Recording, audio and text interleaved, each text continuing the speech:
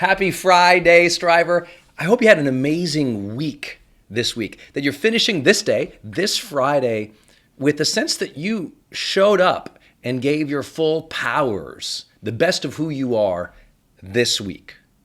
Now, no doubt we all have challenges in our weeks. Sometimes, the household is crazy, the business is crazy, our career is kind of flying by the seat of its pants. We're not sure how the week is even going to go. We're in reaction mode, we're fighting fires. All those metaphors can be true.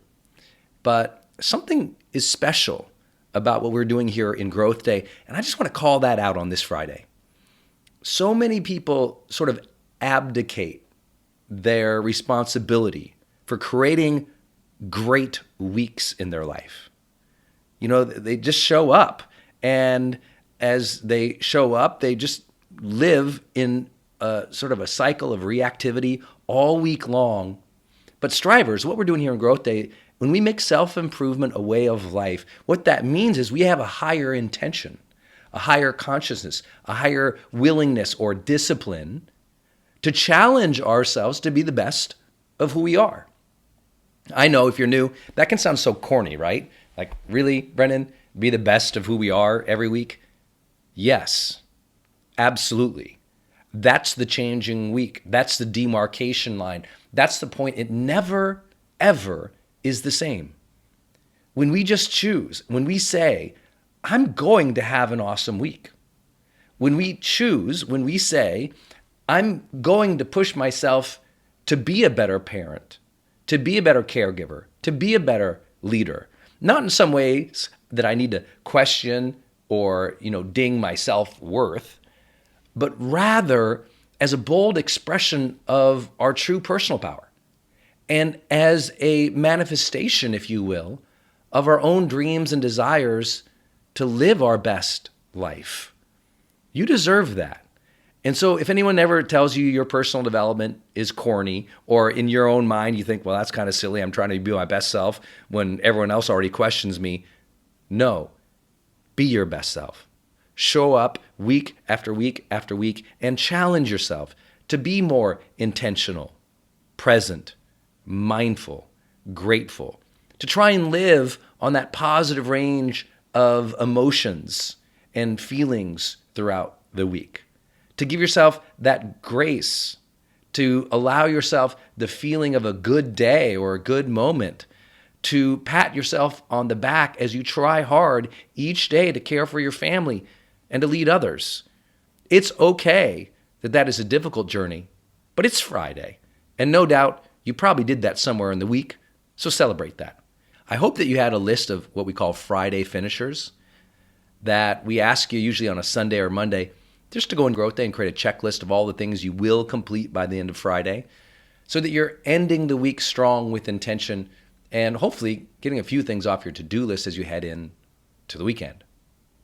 Today, I want to talk about a conversation I recently had with a friend about this topic of self-worth. She's somebody who probably is too hard on herself and may not always recognize her achievements or how thoughtful she is or how hard she works. And she asked me a really interesting question. I thought I'd share that conversation with you. I also hope that you have tons of conversations like this with all of your friends, that you're always talking about personal development, mindfulness, self-improvement, spirituality, or sort of healthy conversations about life. And her question to me was, Brennan, if you had to tell somebody, one or two things they should do to build their self-worth, what's the first thing you would tell them? Because a lot of people, they don't feel that sense of worthiness or deservedness, that sense of self-love, acceptance, or confidence. Now, I know all those words can be conflated, and those words are all actually different. Self-love or self-respect or self-discipline is different than self-confidence, is even different than some senses of worth. But honestly, what's so important is your definition of self-worth. And you probably know whether or not you've judged yourself worthy for love and success, joy, abundance, the good things of life or not. You've cared for yourself and respected yourself in such a way that you felt that you were worthy of good things in your life, that you were born worthy, that you're lovable, that you continue to work hard and feel that sense of worth from giving your best. But again, it's not about my definition, it's about yours. I just thought that that was an interesting conversation because, of course, that would be where I would take it, is what's the definition. However, the question was about what's one or two things you tell people about building self-worth? What would you say? I'm curious. If you had a teenager who didn't have self-worth, what would you tell them? If you had a person on your team who was always questioning themselves and didn't honor, respect, or believe in themselves, what would you tell them? How could they build self-worth? Well, my answer to this, I just thought I'd share with you because I thought it became an interesting conversation. And where I would go with it is very different. I would say, I don't think that you need to build or construct anything for self-worth. And this is where personal development can get really cool, because I said you don't need to build self-worth. In fact, what I think you need to do is chisel away to find it. You have to remove things to discover it. It's a lot like, I imagine, the famous Michelangelo David sculpture in Florence, Italy, the great Italian Renaissance sculpture that is just colossal. It's 15, 16, 17 feet tall, if I remember, carved from a single white block of marble. It is just enormous and beautiful and detailed and magical.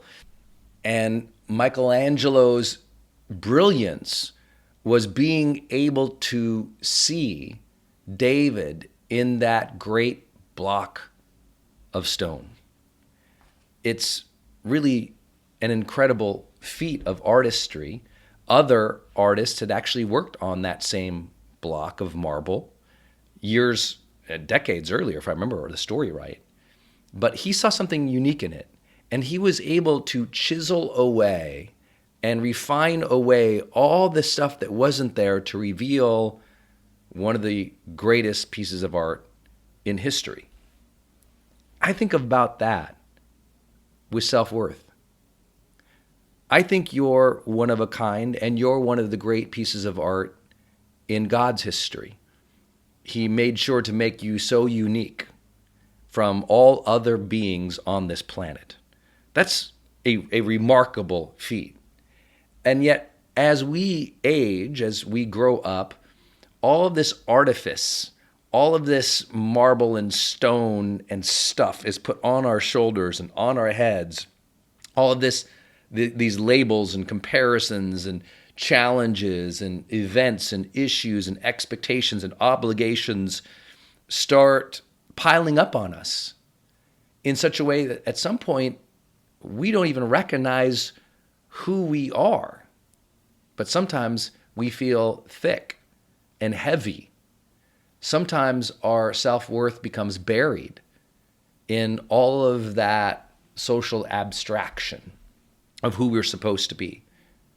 And so I think building self-worth is actually chiseling away that which is untrue, chiseling away those things that really cover up the best of who we are so we can act from the best of who we are, so we can see the divinity and the art and the beauty of what we really are, but we have to remove some of that heaviness. I think we have to chisel away a few things. I think first, even finding, let alone building self-worth, you've got to learn to chisel away your comparison habits. The more you compare yourself to everybody else, the more you try to do it just like everybody else, the more you see, oh, look at her and look at how great her life is. Look at him and look at how he's got everything going. The more you compare yourself to others, the more you dishonor yourself. You fail to recognize your own strengths and weaknesses. The more you really sense yourself. You become an expectation machine that is just a projection machine, and you're not being anymore. You're projecting and reaching. And the more you just project out and reach and seek to mimic others, the more you don't sense yourself anymore. And it's like you sense that your value goes down because you're trying to measure up to them. You got to chisel away that habit of comparing yourself to others. I just don't do it. I think it's one of my superpowers. I'm just fascinated by other people. I love other people. I cheer them on, but I just don't have much of a comparison bone in my entire body. There's nobody I'm trying to be like. I'm trying to find my own sense of personal freedom. I hope you read the Motivation Manifesto, by the way, and you'll understand how our great drives of motivation are to be who we truly are and to seek things that we truly care for. That's the essence of experiencing personal freedom itself. So I don't really spend a lot of time thinking about or comparing to other people. When I see what they're doing on social media, I don't think, do I have that? Do I look at like that? Do I do it like that? It's not even something that crosses my mind. And I don't know where that comes from. Probably from growing up in a place where independence was strongly valued and respected. And I had two parents who saw each of us kids differently, treated us differently, had love for all of us, but just never tried to make me like my brothers or my brother like me or my sister like me or vice versa. So I don't know. I just never really had it. Even in high school, I just was sort of marching to my own beat. And so maybe I'm just lucky in that piece. Surely it's easy to compare my business to the other businesses I see or I invest in. Surely it's easy to compare, all the external things that we all do. But I hear when my brain does that. And as soon as I do that, I know that I'm reaching for something and I'm trying to mimic something. And when I mimic something, now I'm living as a copy, not as a unique soul that I believe I've been put here to be. I believe you've been put here to be. The other thing you have to chisel away is all the labels that people put on your forehead throughout your life. A lot of people are just walking around with a bunch of labels all over their body. No wonder they feel icky, right? Imagine you go to a conference and they give you one of those name tag labels and, they put it on your shirt. But then they start putting it all over your arms and your legs and your head and your hair and your eyes. It's gross to carry labels all over your body and your mind from other people. And when you believe those labels to be true and you live from them, you're covered up. And so part of finding self-worth is uncovering, taking off the labels. Who your mom said you had to be when you were 5 is pretty irrelevant when you're 40, unless you choose to make it relevant. What they said to you in high school is irrelevant to you in your 20s, 30s, 40s, 50s, 60s, 70s, 80s, 90s, unless you choose to tap into that and to live from that label and to stay in that place and to feel stuck in that emotion. We've got to do the personal development work. Sometimes we need the mental health professional to guide us. Sometimes we need a coach or a therapist.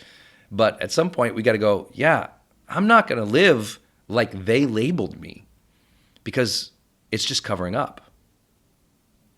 The other thing I think we have to chisel away, and this one's really interesting.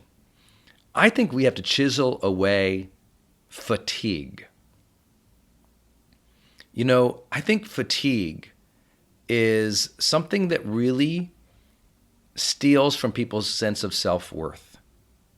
Even myself, I can, if I'm really tired, if I've been on the road a lot, I've been serving a lot, we've been at our events a lot, I'm out there a lot, I can feel day by day or week by week when I'm out on the road or out on tour, I can feel myself backstage feeling almost less and less sure of myself as I go. Now that's kind of funny, right? Because you'd say, wait, no, because you just did a bunch of speeches, Brendan. Your competency must be higher. You've done them well. Your confidence must go up.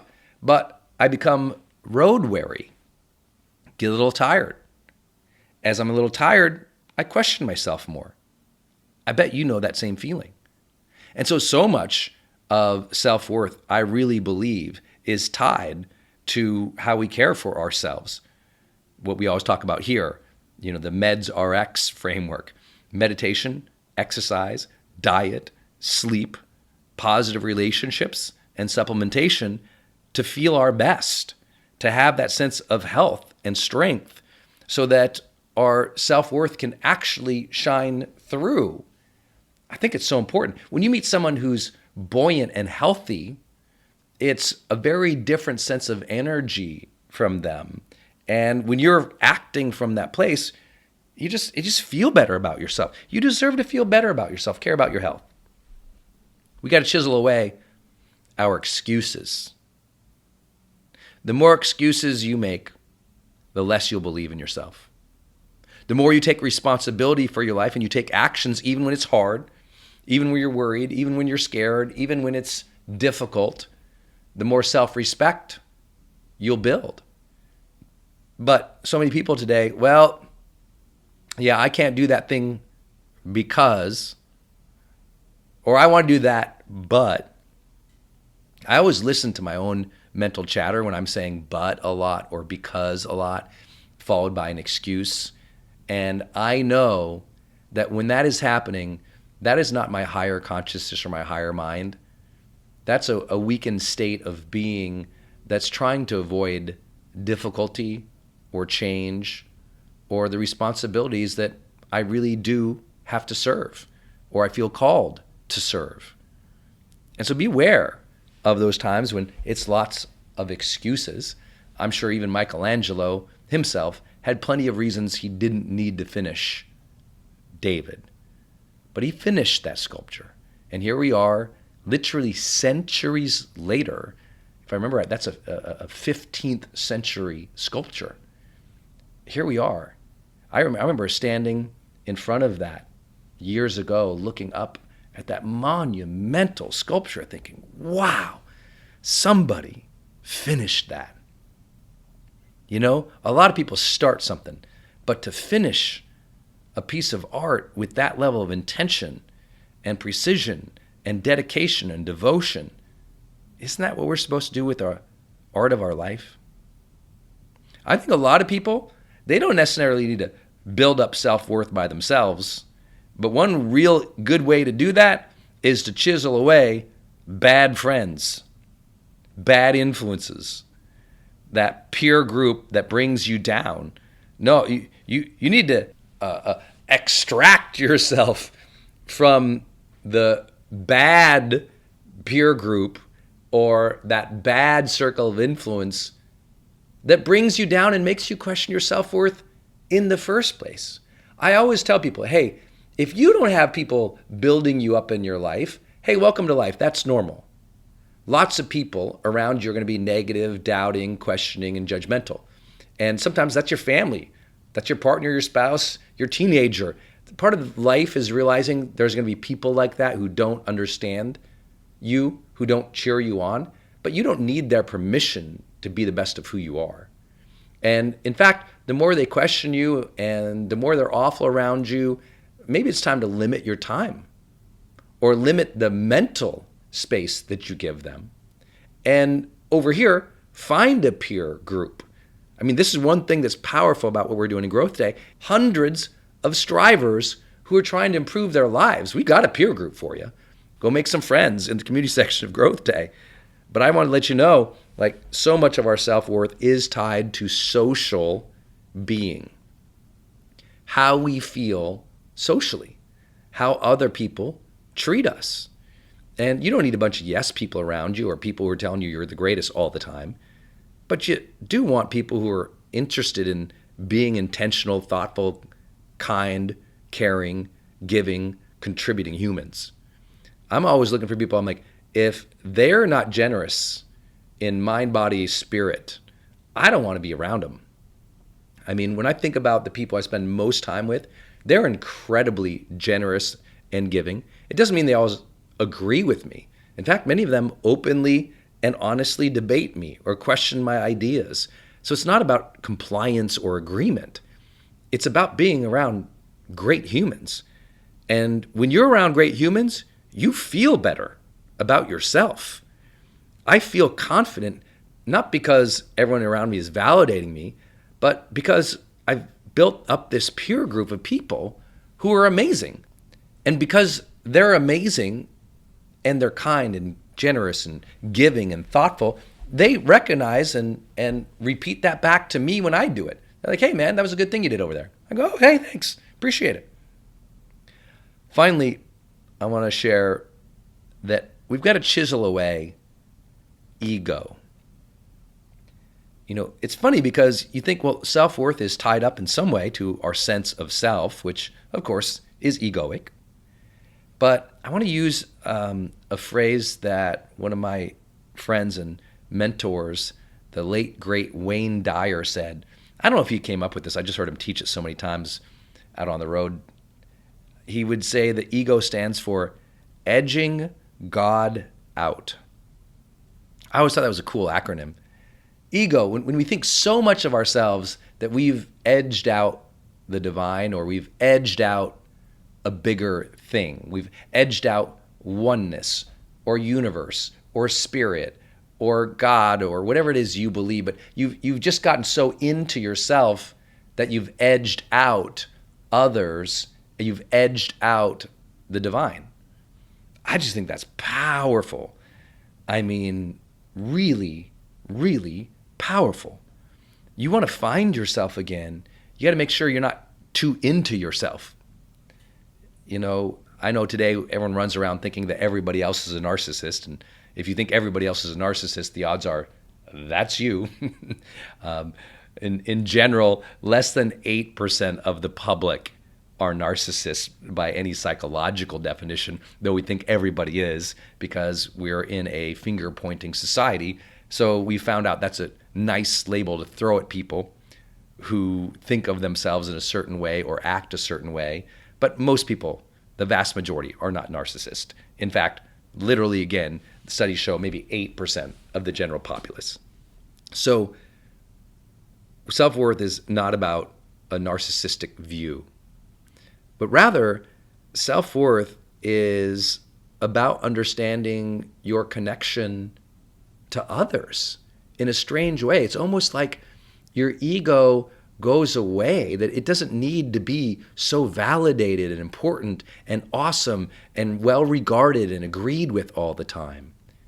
Instead, you almost recognize a oneness with life, nature, God, universe. I know this might sound esoteric to some people here, especially those who might not have a faith or a belief, and that's okay. We've got lots of people like that in Growth Day and lots of others. We have people from, 100 countries here now.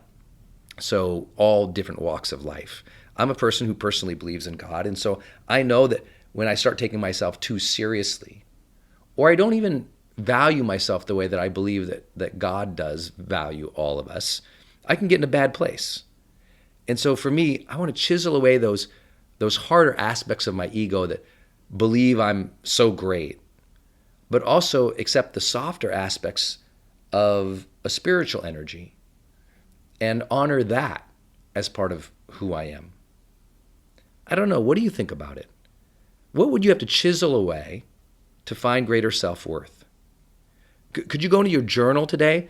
What if you finished this day by going into your journal, literally just hit the journal feature here in Growth Day. Don't worry, you can still listen to me and journal. I don't know if you knew that, but you can be playing the Daily Fire and literally click over on the journal. I'll keep playing. I won't go away. Don't worry, I'm still here. You can still listen to me. And journal for yourself.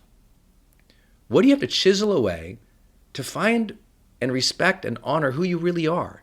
To find your own sense of self-worth and tap into that at a greater level so that in the real world, you work better, you show up better, you feel better, you demonstrate a greater level of authenticity, and you have a greater vibrancy and respect of yourself so that life just sort of brightens up because now you've found that personal freedom and personal value and you operate from there.